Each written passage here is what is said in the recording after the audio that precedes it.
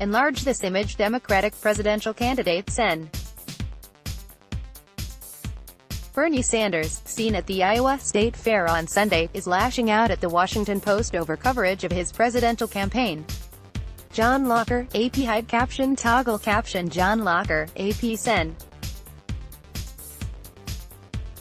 Bernie Sanders of Vermont is lashing out at the media coverage of his presidential campaign, in a way that might sound familiar. "I talk about that all of the time," Sanders said of Amazon paying nothing in taxes. And then I wonder why the Washington Post, which is owned by Jeff Bezos, who owns Amazon, doesn't write particularly good articles about me.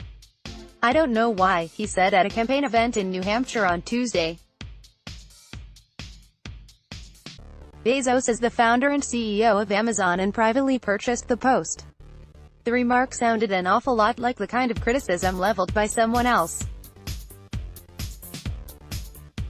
He failing New York Times and the Amazon Washington Post do nothing but write bad stories even on very positive achievements, and they will never change. President Trump tweeted last year. And the Amazon Washington Post do nothing but write bad stories even on very positive achievements, and they will never change. Donald J. Trump, at Real Donald Trump, July 29, 2018. Trump has tweeted or retweeted criticism of the paper, tying it to Amazon more than 30 times since running for president.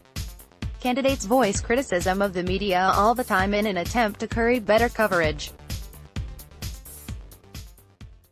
Every campaign pushes back against stories it thinks were done unfairly, including Democratic presidential candidates in this field, from former Vice President Joe Biden, whose campaign does not like what it sees as the media's focus on his gaffes, to entrepreneur Andrew Yang, whose loyal followers don't believe he gets enough coverage. But none are echoing the president's language or accusing news outlets' owners of influencing coverage in quite the same way.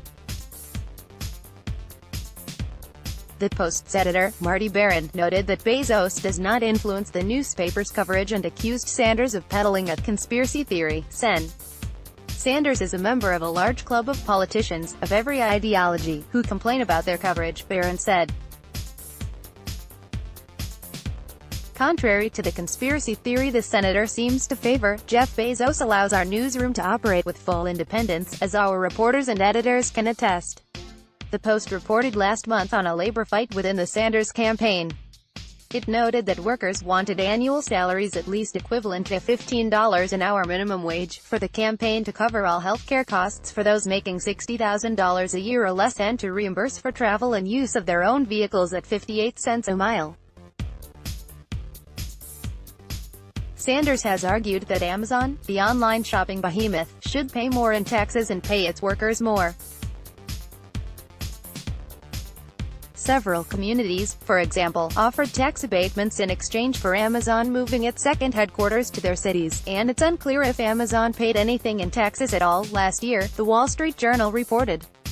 Amazon moved part of what would have been its second headquarters out of New York recently because of protests against the deal New York City gave it.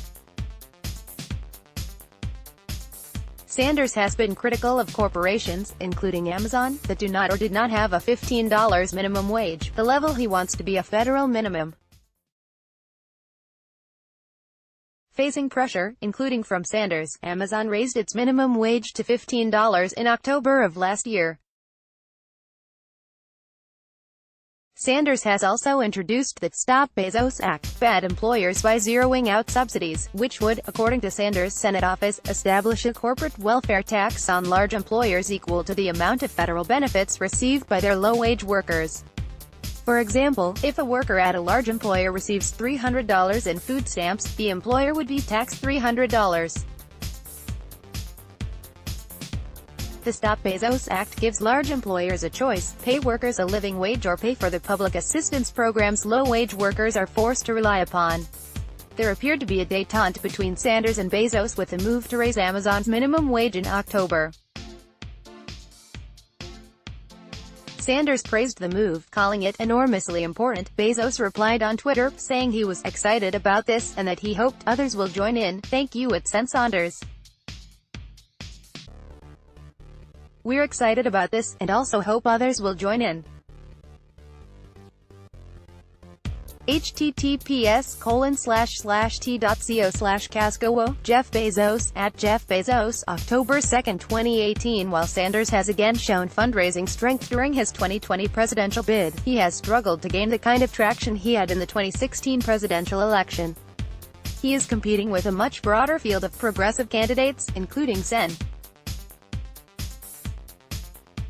Elizabeth Warren of Massachusetts, who has now passed him in an average of national polls. She is ahead of him in the key early states of Iowa and polling close to him in New Hampshire, where Sanders won handily in the 2016 primary. Let's block ads. Why?